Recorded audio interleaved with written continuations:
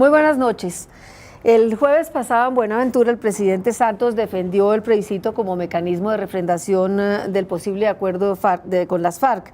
La iniciativa empieza mañana su trámite en el Congreso con mensaje de urgencia y de salir adelante el plebiscito se llevaría a cabo en el primer semestre del año entrante. Poco después en Villavicencio, durante la cumbre de gobernadores, Santos anunció que el gobierno haría campaña por el sí y dijo que de triunfar el no significaría 20 o 30 años más de guerra.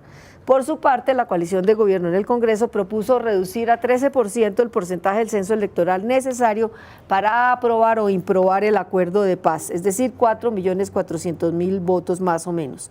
Las FARC, en un comunicado que leyó Iván Márquez desde La Habana, rechazaron la propuesta de plebiscito porque la consideran unilateral, inconsulta e inocua.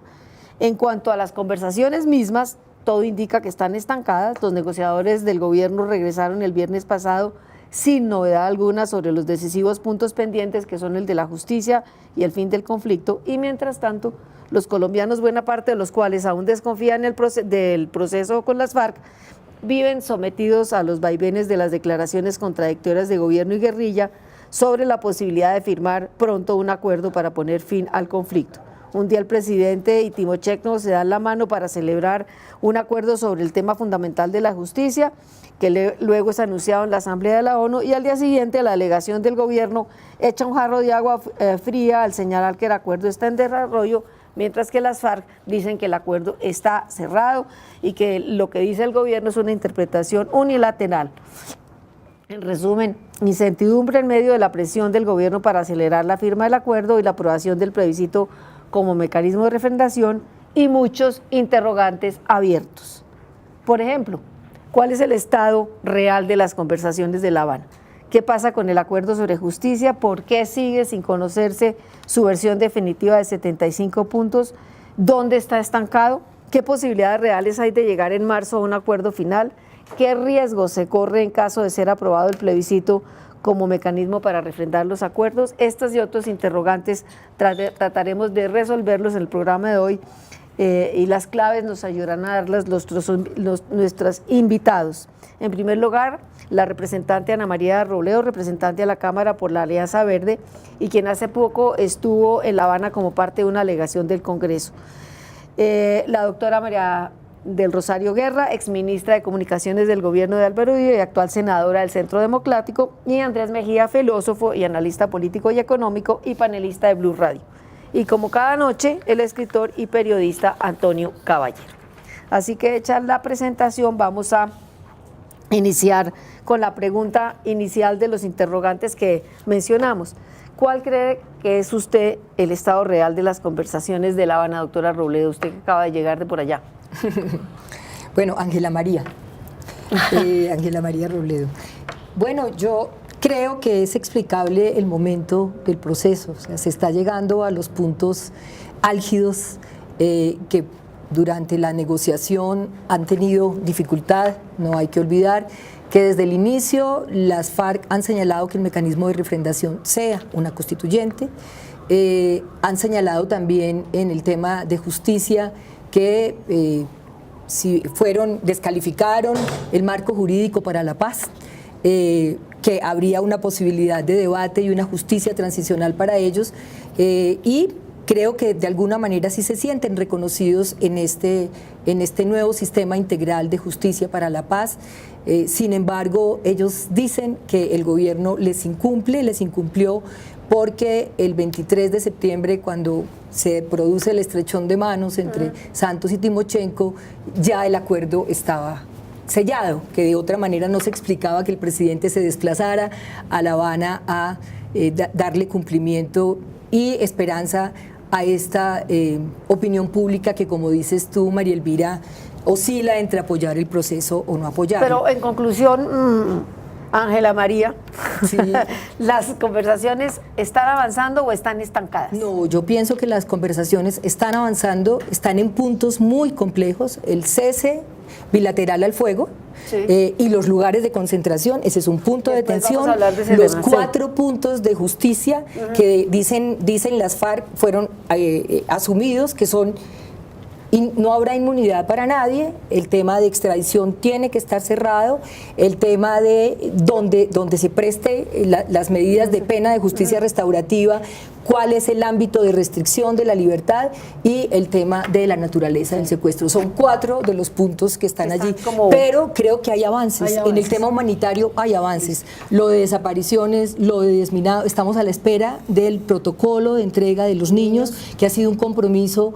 Yo diría, las veces que yo he ido a La Habana he reclamado que eso se aclare. Entonces, es un momento complejo, pero yo pienso que la negociación está avanzando. Senadora Guerra, ¿usted cómo ve esto? Yo lo veo con un gran momento de incertidumbre, entre otras cosas, porque después de esa parafernalia del 23 de septiembre, sobre esos 7 puntos del comunicado en materia de justicia transicional, restaurativa, y luego el punto donde la FARC hablaba de los 75 puntos y nada que se presenta al documento, se le suma a ello el tema de la discusión sobre la refrendación, la FARC pidiendo que haya una constituyente y por el otro lado el gobierno nacional hablando de un plebiscito que lo están disfrazando, un referendo disfrazado de plebiscito. Entonces creo que hay ahí 2 temas que son completamente fundamentales, pero que donde veo hay un gran empantanamiento en esos aspectos. Efectivamente luego ha surgido el tema del desminado, el tema del reclutamiento, pero creo que el tema de justicia, que es uno de los temas más importantes de refrendación, lo siento ahora mismo totalmente estancado. Después vamos a ver cómo desarrollamos ese tema. Andrés, una visión general de las conversaciones. Yo creo que van muy bien, en el sentido en que voy a caer en una frase que es un lugar un poco común, pero creo que en este caso es totalmente aplicable a lo que está pasando, es que nunca antes se había avanzado tanto en Colombia en un acuerdo serio, estructurado y con una buena metodología, con un grupo al margen de la ley, sobre todo con uno tan importante como las FARC. Pero yo en particular soy optimista por 2 cosas. Uno es el desescalamiento. Esta especie de preparación para un cese al fuego bilateral que hemos venido viviendo en los últimos meses ha constituido en cifras una de las épocas más pacíficas de la historia de Colombia. Hemos estado viviendo una época que a mi modo de ver muestra que existe voluntad de ambas partes para avanzar hacia un fin del conflicto. El acuerdo de justicia creo que marca un momento fundamental en este trasegar del proceso de paz, porque yo siempre fui de la visión de que ese tema, en cuanto compromete el destino y la suerte personal de quienes están sentados en la mesa, era un gran obstáculo. Y si se lograba superar, pese a todos los detalles que todavía están en discusión, creo que hemos dado un paso importante. Yo pensaría que de los temas de la agenda original no hay gran dificultad para acordar esos puntos sustanciales. Quedaría sí una discusión. A pesar de todas las salvedades que quedaron de los puntos. Creo que la experiencia nos ha mostrado en este proceso que esas salvedades pueden solucionarse. No digo que necesariamente vaya a ser así, pero pueden solucionarse. Creo que queda el tema sustancial importante de la refrendación, donde habrá un esfuerzo, creo yo, de negociación muy importante, y creo que ya ha llegado el momento y están dadas las condiciones para un cese al fuego bilateral, que es un momento, este actual, o es una decisión que yo pensaba antes que todavía no estaban dadas las condiciones. Yo durante mucho tiempo pensé que todavía no era el momento. Creo que ahora sí ha llegado el momento y eso sería una noticia magnífica para Colombia. Estoy de acuerdo, creo que en la práctica estamos viviendo un cese al fuego bilateral, pero las discusiones sí, por otra parte, están muy empantanadas en La Habana.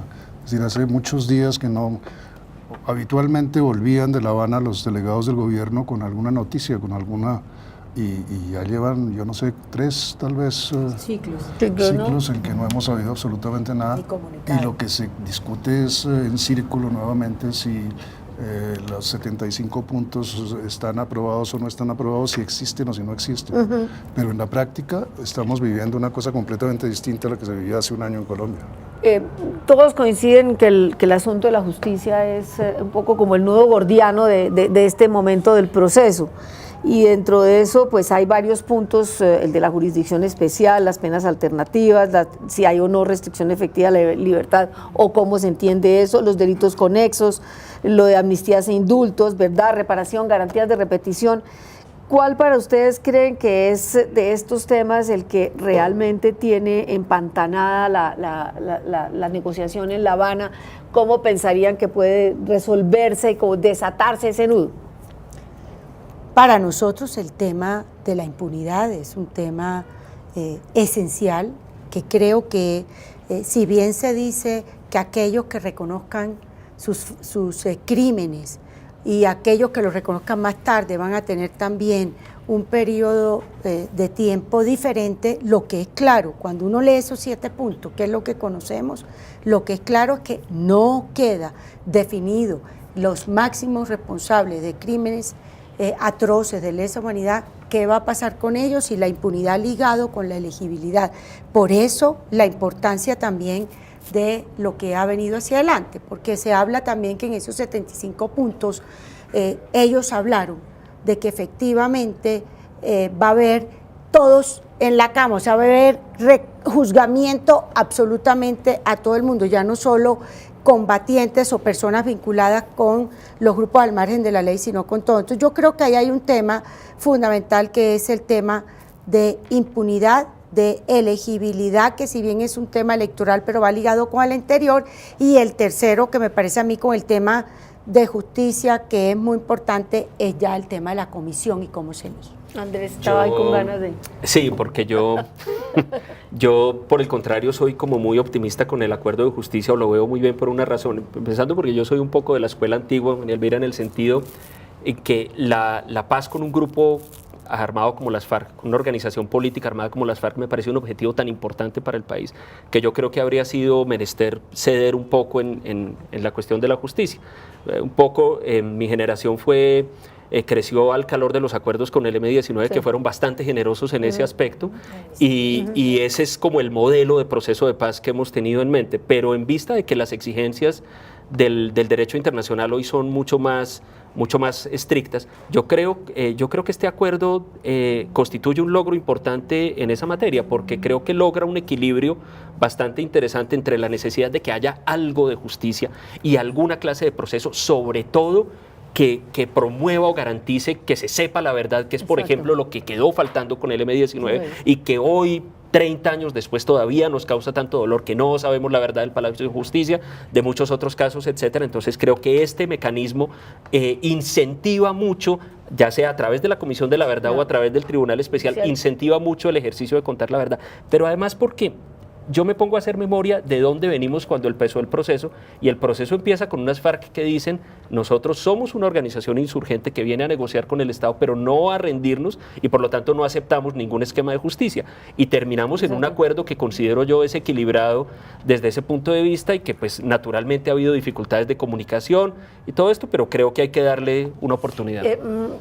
Ángela María, la doctora Guerra, y con ella pues en general es la tesis del Centro Democrático, parten de la base de que va a haber total impunidad, que no va a haber penas efectivas de castigo, de privativas de la libertad, pero también es que la privación de la libertad pues depende cómo se entienda, claro, ¿no? O qué tan restrictiva esté.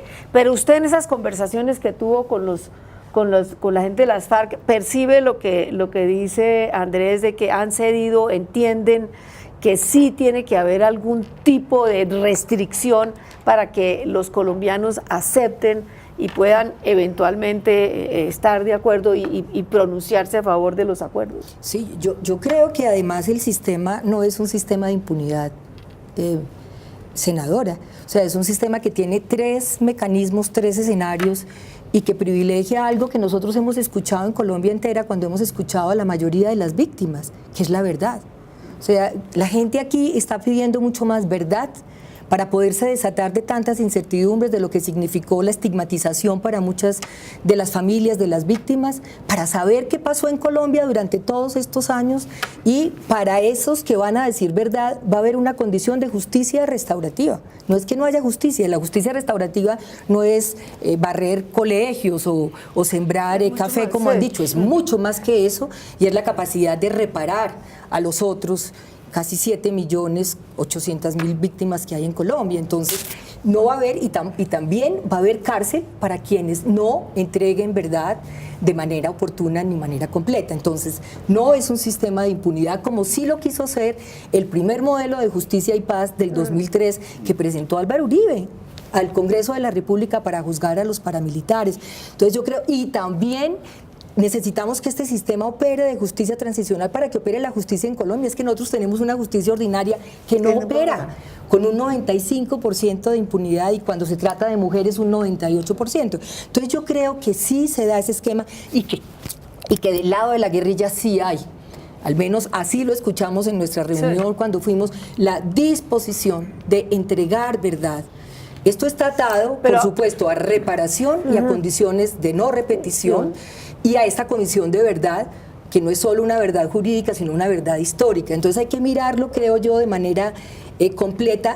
Y yo sí creería que si bien hay un enredo, Antonio, y un empantanamiento en el tema de justicia, aquí nos estamos jugando algo mucho más fuerte que querer encerrar después de 3 años de negociación todo en un tema de justicia. A esto hay que impulsarlo, a esto hay que invitar a esta mesa de negociación que desanclen esos 4 puntos donde hay tanta dificultad, pero yo creo que ahí no hay impunidad, no hay que olvidarse. Hay cerca de 1.500 guerrilleros en la cárcel en Colombia y 6.000 acusados por complicidad, o sea que aquí no ha habido impunidad.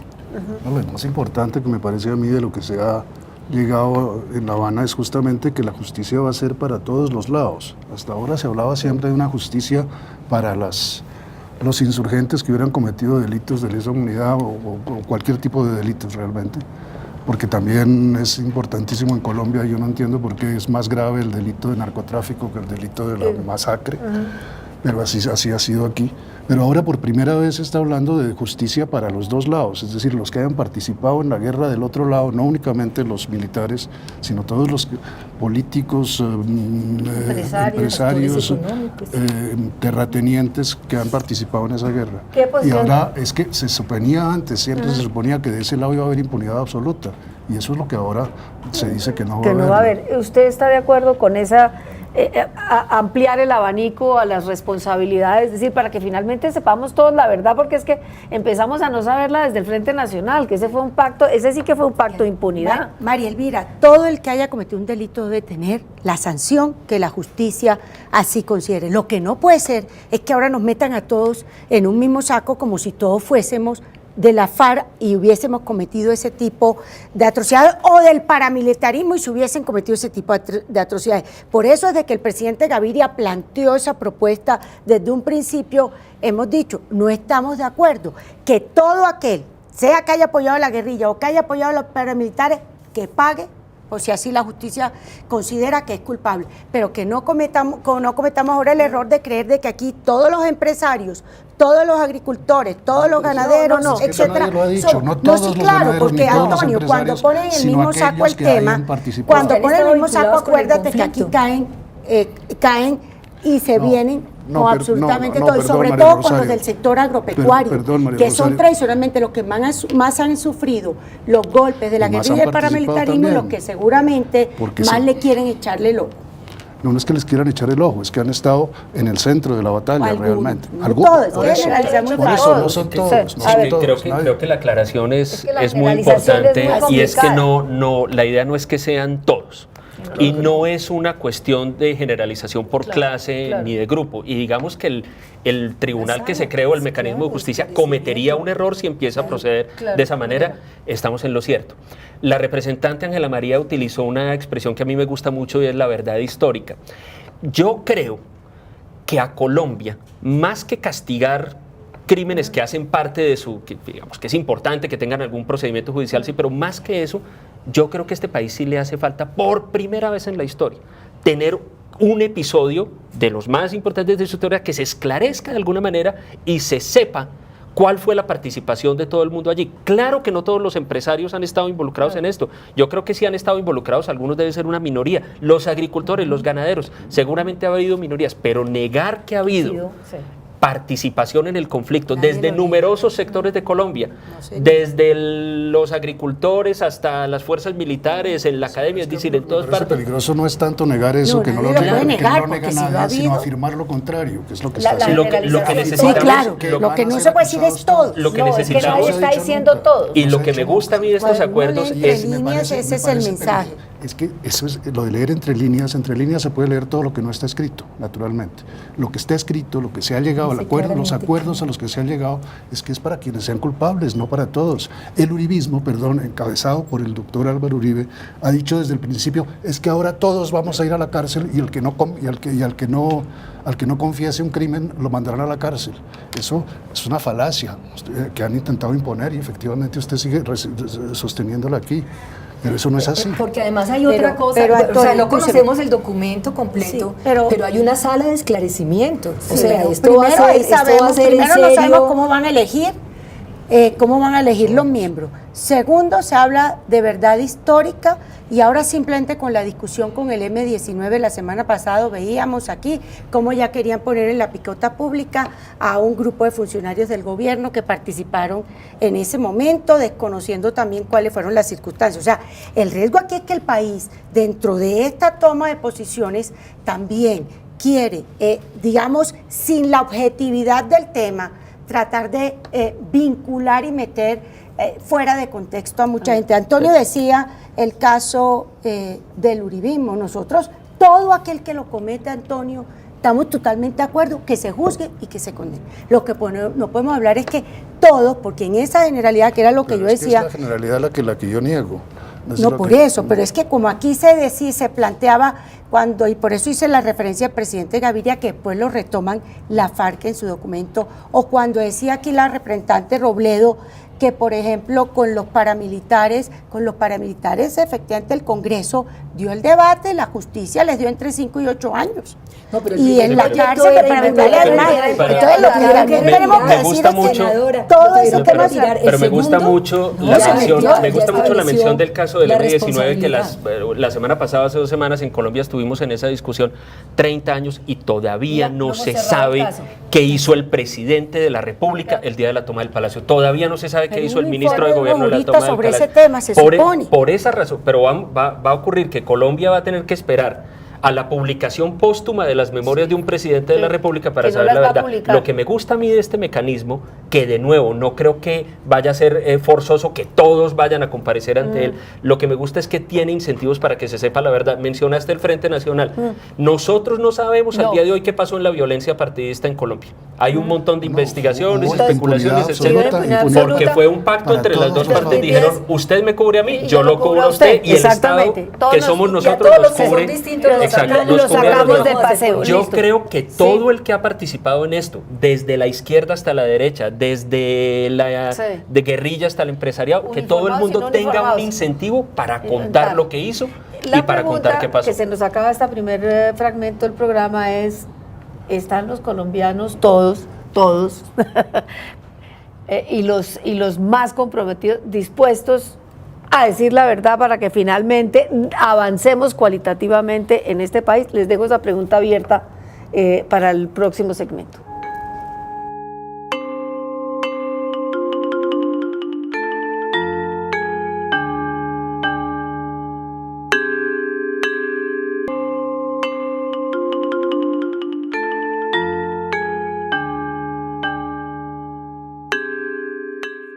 Claro, a decir la verdad. Bueno, estábamos en la discusión de la verdad y les planteo de nuevo la pregunta.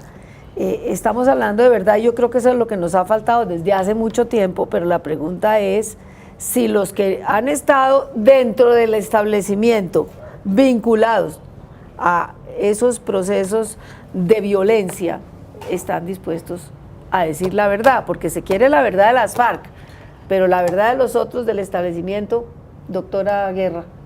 Como dice la frase bíblica, la verdad os hará también libre. Yo sí creo que la verdad es muy importante. Aquí hay 2 problemas.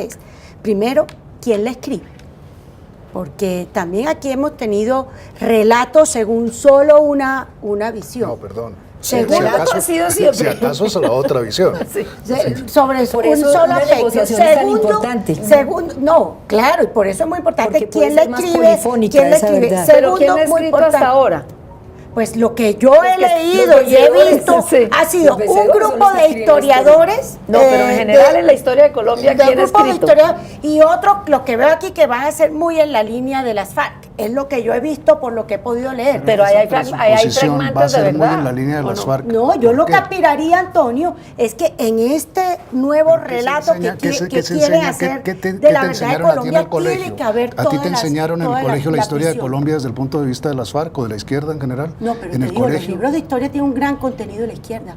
Eso sí, Sí, los pero- libros de historia. aunque Eso fuera- sí te lo digo, a mí eso Antonio, no Pero me que- tocaron mucho. suponiendo mucho, que eso pero fuera bueno, cierto, no es tema de para que, discusión. enseñando para que historia. tengamos No, algo, no como es dicen, tema de de discusión. síntesis, A ver, mira toda la discusión. aunque eso fuera cierto, la verdad yo no veo un libro de primaria de bachillerato hace muchos años. No, se acabó la Aunque historia en los aunque colegios. tuvieran una perspectiva de izquierda, decir que todo lo que sea de izquierda es FARC es un poquito exagerado. yo lo he dicho. Entonces, Yo le he dicho, lo que he dicho es que quién la escribe y qué bueno que haya todos los matices. la ventaja de un mecanismo como este es que la historia no va a tener un autor responsable de Sino escribir es todo, moral. sino que todas las declaraciones van a estar presentes y van a estar disponibles para numerosos historiadores. Si hay un historiador que tenga una perspectiva más de derecha, puede escribir su historia a partir de esos testimonios, como pueden escribirla los historiadores que se sientan más de izquierda o los que estén más en la neutralidad, etcétera. Pero va a ser una historia construida a partir de los relatos que, insisto, nunca hemos tenido Pero de es que los nomás protagonistas, miremos de los el participantes. mecanismo de conformación de la Comisión de Memoria Histórica. Eso es lo más sofisticado.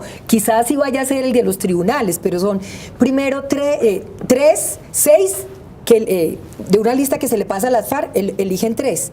Luego el gobierno 6, eligen otros 3.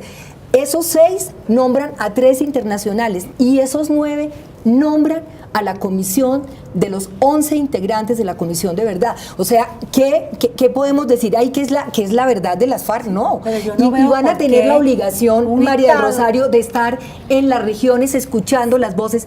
Por eso una negociación es éticamente superior, porque no está la historia ni la memoria de los uno sí no vencedores. se entiende cómo entonces un Entonces no Estado podemos que decir debe que va a tener ser la verdad toda, de las va a FARC. dejar la participación tan activa en igualdad de condiciones de la FARC para eso. Yo diría, cojan externos, nacionales o internacionales, pero en esto también lo que a mí me preocupa Lo van a hacer. no, pero tú misma lo acabas de decir, de los cuales van a ser Claro, paridad, pero es que Estado, es FARC con ellos y con los que luego se unos está externos. negociando, es con ellos con los que tienen- llevamos ellos 60 años ellos, como en lo esta- tendrá en que hacer el esta Estado, guerra. tendrá por supuesto que llamar para que digan cuál era su visión y su planteamiento, pero a mí lo que sí me preocupa es que cuando uno mira esa conformación, y esa es la gran incógnita que tenemos, es cuál va a ser el enfoque, a quienes han contratado tradicionalmente para escribir muchos de estos temas. Pues normalmente a personas que han estado muy cerca de la guerra. Mira, descalificar- de los 12 narradores de la historia del conflicto, hay 6 que pueden tener una lectura más de izquierda, no quiere decir de FARC. las FARC. Y hay otros que tienen toda una lectura, digamos, muy distinta, que no existen condiciones objetivas de la guerra, sino subjetivas. Y uno Entonces no es una podría, interpretación totalmente y uno no distinta podría del conflicto. considero yo, senador María Elvira, descalificar un mecanismo que todavía ni siquiera se ha conformado. Es decir, estamos hablando en abstracto, se han presentado unas reglas de conformación.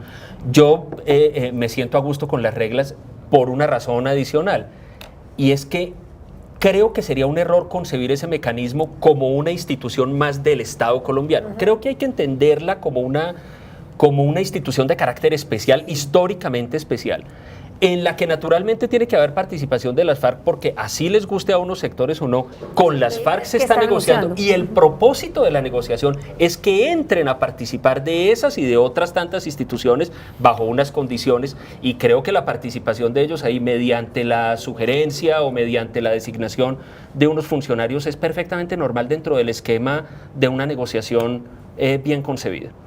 Antonio. Sí, no, yo repito lo que vengo diciendo. Sí. Es decir, me parece que lo fundamental de estos acuerdos es llegar a una verdad múltiple, es decir, y a una justicia también múltiple. Pero no me han contestado mi pregunta. Pero Si mira, los colombianos estamos- tú dices que si estamos dispuestos a la Estaremos verdad. dispuestos. Es Como, decir, yo me acuerdo del comisionado Restrepo, en Luis un Carlos. momento dado, donde estaban en proceso de negociación con las autodefensas, dijo, yo sé muchas verdades y se ventilan verdades, pero yo me pregunto si la sociedad colombiana está dispuesta a conocer su verdad y si los protagonistas de todas esas historias de violencia están dispuestos. Pues es que eso de estar dispuesto, ¿cómo se sabe? ¿Cómo si uno Pues no sé, aquí pregunto. se ha presupuesto siempre, y volvemos a las presuposiciones. Digamos, Otto Morales Benítez, que murió hace un par de meses, dijo hace 30 años que había unos enemigos Y agazapados así de se la paz, quedó, sí. pero no dijo quiénes eran. Aquí nunca se ha dicho lo que siempre se ha insinuado. Yo sí sé lo que sé, pero no lo voy a decir. Y eso viene desde el Frente Nacional, o yo diría que desde mucho antes, yo diría que desde las paces que se pactaban en las guerras yo civiles del siglo pienso- XIX, desde la pero paz de Elvira, Wisconsin.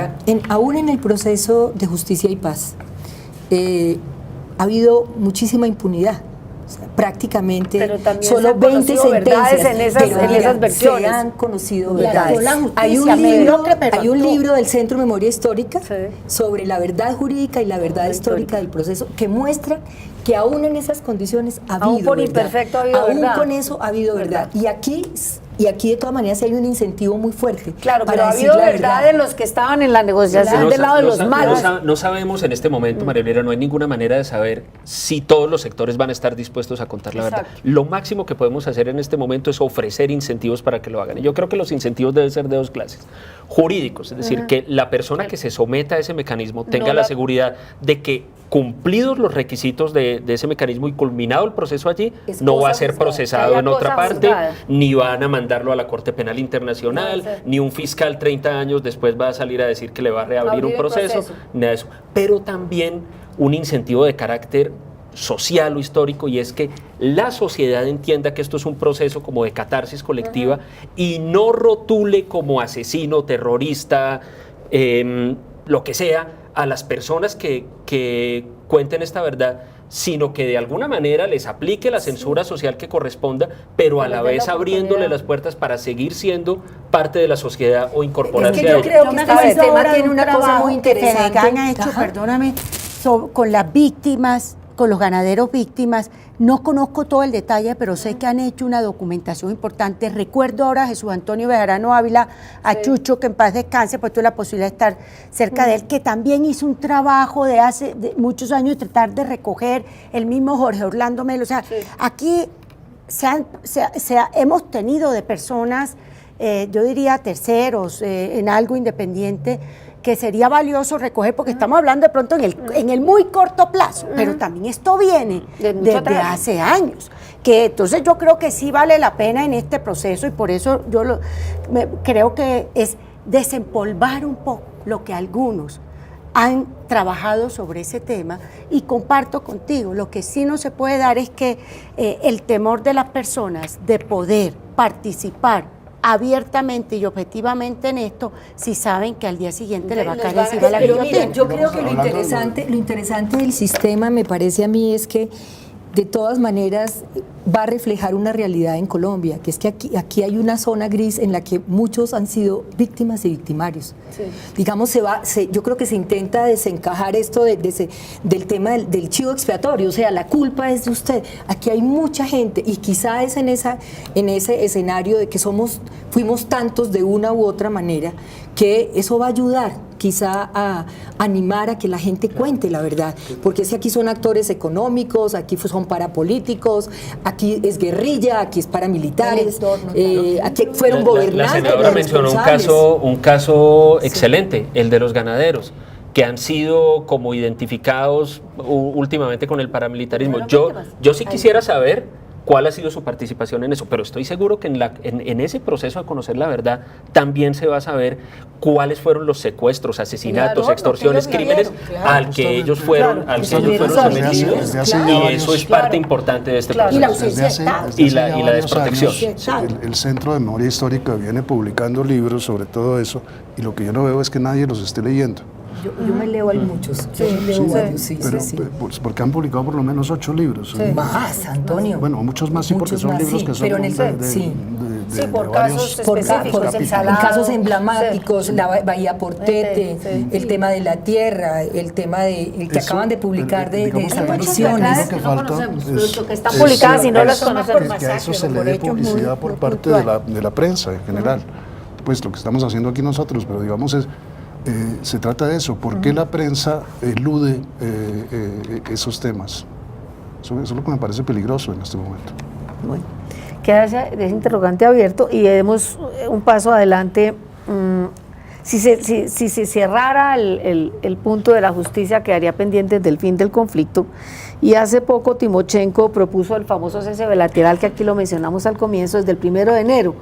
El presidente Santos recoge el guante, por decirlo así coloquialmente, y dice que hay disposición del gobierno, pero con concentración y verificación. Sin embargo, los voceros de las FARC dicen que no está previsto antes de la firma final del acuerdo. Posibilidades de un cese bilateral, no como el punto final del acuerdo, sino como el aperitivo, porque ya el acuerdo está cocinado. ¿Cómo lo ve, doctora Guerra?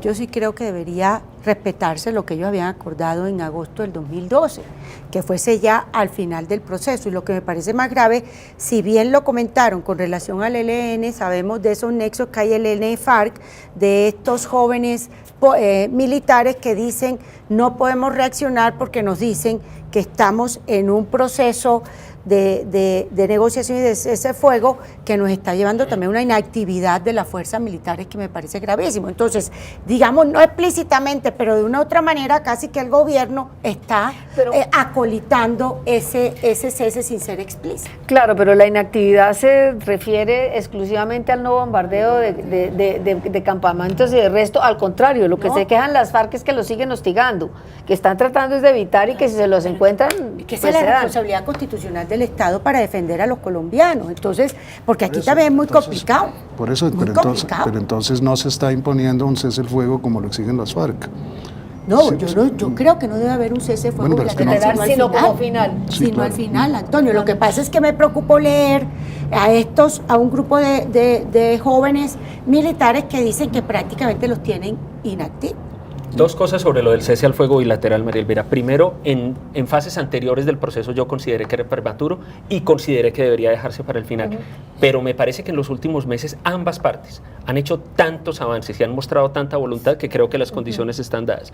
Ha habido avances y muestras de voluntad del gobierno, ha habido avances y muestras de voluntad de las FARC, incluso de carácter verbal o digamos de órdenes como por ejemplo que el comandante de las FARC dé la orden de suspender el reclutamiento, el entrenamiento militar, etcétera. Creo que estas cosas hay que darles valor y creo que las condiciones están dadas para que ambas partes pacten un cese bilateral. Segundo, muy a la manera colombiana veo que nos estamos enredando en detalles, que si zonas de concentración o no, que quién va a vigilar, etcétera. Todos esos temas son importantes y creo que en el mundo deben estar inventadas las maneras de resolverlo, sí. pero lo que es importante es que como llegar a las ese- cosas sustanciales, las cosas cruciales para la historia de un país no se pueden enredar en minucias detalles. procedimentales. No, es que aquí hay que celebrar que aquí se ha protegido la vida y eso sí yo creo que es muy importante y quizás esa ha sido una de las medidas, el cese unilateral al fuego por parte de las FARC, que ha tenido una reciprocidad en el tema de bombardeos, pero muchas de las acciones, nosotros hacemos seguimiento de Frente Amplio por la Paz, continúan y ha habido momentos en los cuales el riesgo de que se rompa es grande, pues la comunicación de hace 2 semanas.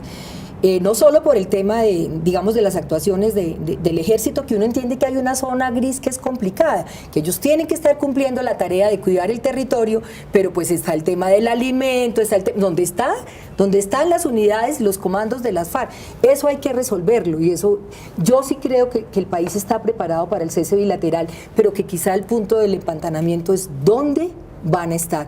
Quizá no van a ser tan pocos lugares como quisiera el gobierno, ni tantos como quieren las FARC.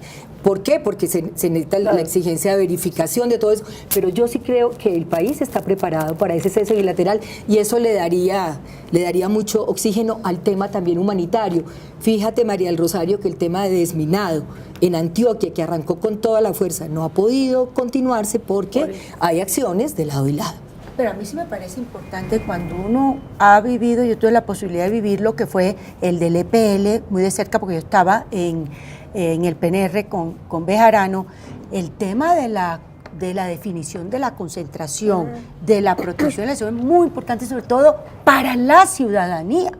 para la ciudadanía, porque ahí es donde comienzan, digamos, esos brotes de insatisfacción muy complicados. Entonces, creo que esa parte sí es muy importante, que el gobierno y la FARC trabajen en ese tema, si es que definitivamente va a haber concentración, los sitios y la protección internacional, que creo que es lo que se está moviendo, que dé a la ciudadanía cierta tranquilidad. Yo les digo simplemente, hay zonas ya del país que están diciendo, no, a mí aquí no me los traigan.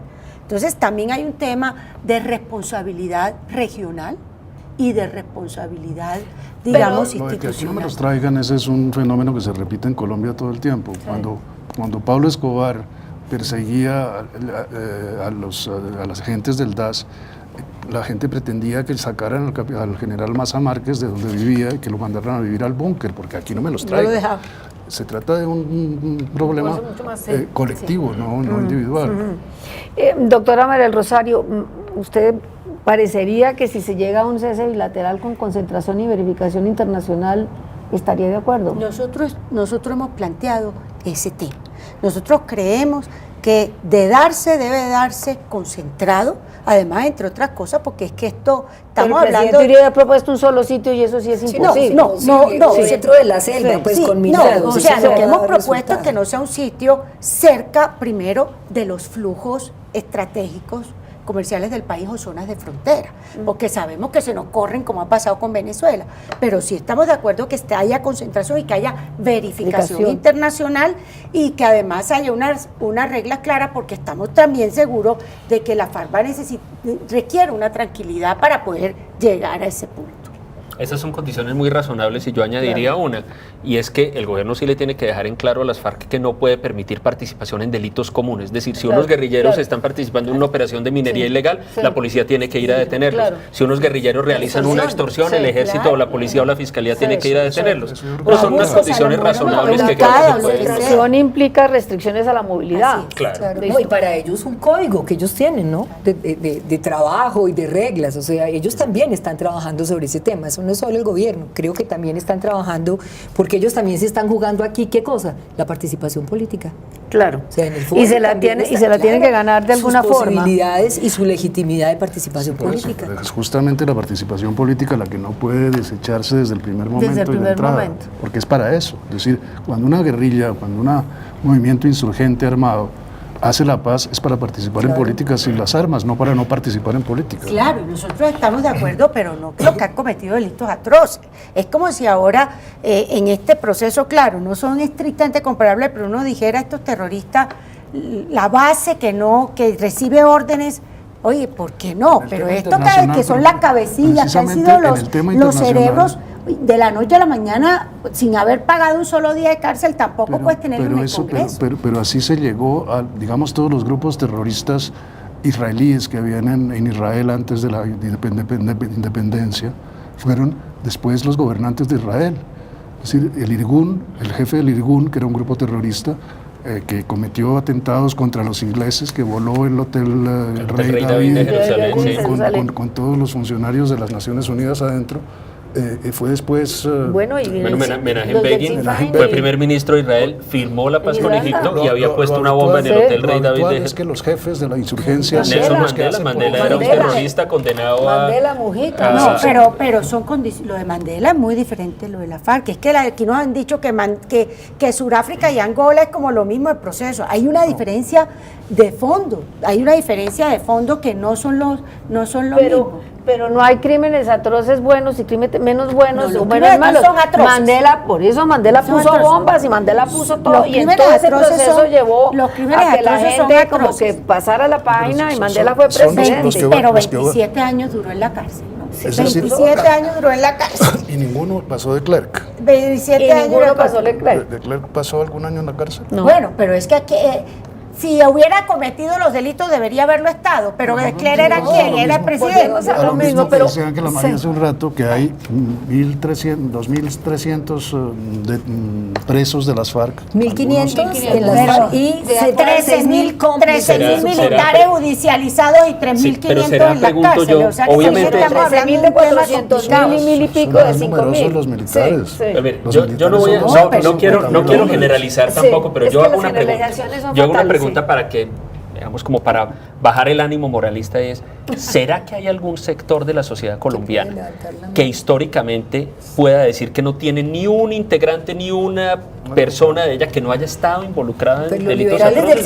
del siglo XIX fueron los guerrilleros ha de habido esa delitos pregunta no viene, atroces porque ahí nos de incluirías a todos, y yo sí creo que no. No estoy diciendo todo el mundo, todas las personas. Los sectores. Claro que no, pero yo creo que aquí en los gobiernos ha habido delitos atroces. claro, En las fuerzas buenos militares ha habido delitos atroces. En la guerrilla, numerosos delitos atroces. paramilitares, Que ha varios. habido empresarios que participen en esto, seguramente También. los ha habido. En fin, hasta académicos creo que han estado involucrados en esto. De modo que yo creo que parte que también de asesoraron. este Hace unos proceso. meses, Antanas Mocos reconoció que él fabricaba explosivos para las FARC. Parte de este proceso ¿Y es esto pasar qué por el pasó? reconocimiento Como si nada del tema. de que Bueno, Colombia ha delicado. tenido estos procesos Muy de delicado. violencia, estos procesos de guerra, y que va a dar un paso adelante.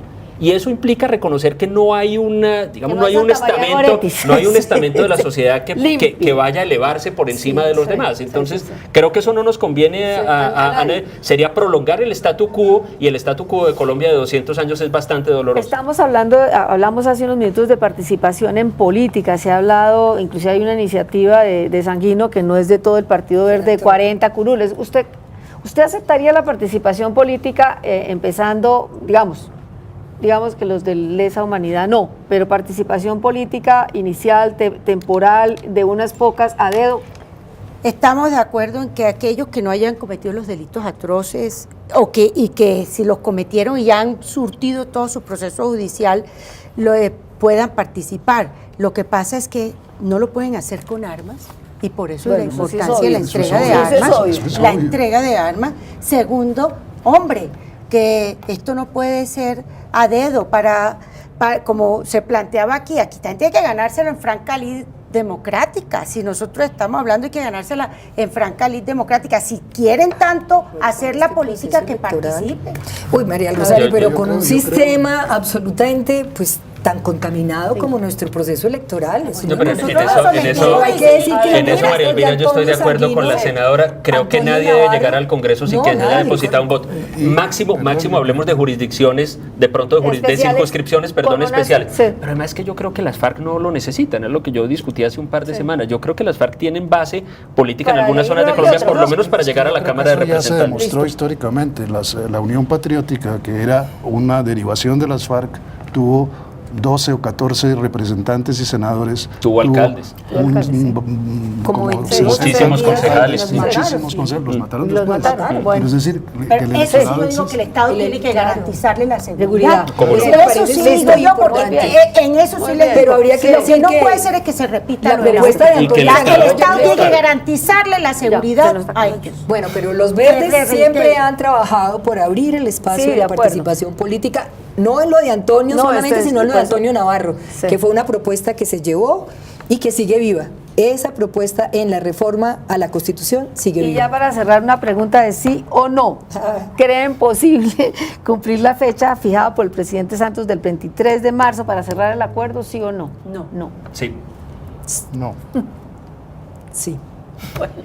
Bueno, quedamos muy agradecida con ustedes por haber estado en el programa. Esperamos tenerlos nuevamente. A ustedes buenas noches y muchas gracias.